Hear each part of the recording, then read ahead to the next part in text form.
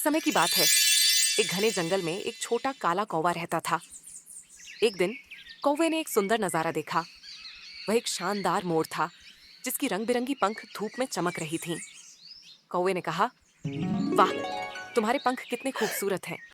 काश मेरे पास भी ऐसे पंख होते। कौवे ने अपने काले पंखों की तरफ Wow. देखा और उदास हो गया। Uh-oh. मोर ने मुस्कुराते हुए पूछा, तुम इतने दुखी क्यों हो छोटे कौवे? मेरे पंख खूबसूरत हो सकते हैं, लेकिन मैं तुम्हारी तरह उड़ नहीं सकता। कौवे ने आश्चर्य से पूछा, तुम उड़ नहीं सकते? बिल्कुल भी नहीं। मोर ने हंसते हुए कहा, नहीं, मैं सिर्फ थोड़ा सा फड़फड़ा सकता हूं।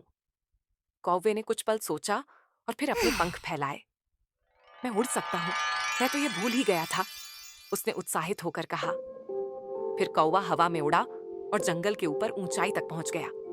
कौवा ऊंचा और ऊंचा उड़ने लगा, हवा को अपने पंखों पर महसूस करते हुए। यह अद्भुत है, उड़ना कितना मजेदार है, कौवे ने खुशी से चिल्लाया। वह कभी नीचे झुका, कभी मुड़ा और एक फ्लिप भी किया।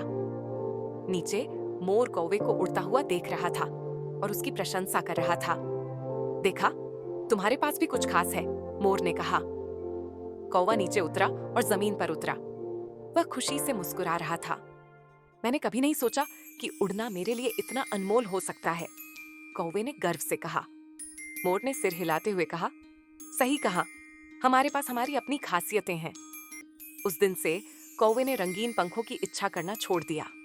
उसने सीखा कि अपने अनोखे गुणों से प्यार करना कितना जरूरी है। और इस कहानी का संदेश, हर किसी के पास कुछ खास होता है। खुद को उसी रूप में अपनाओ जैसे आप हो।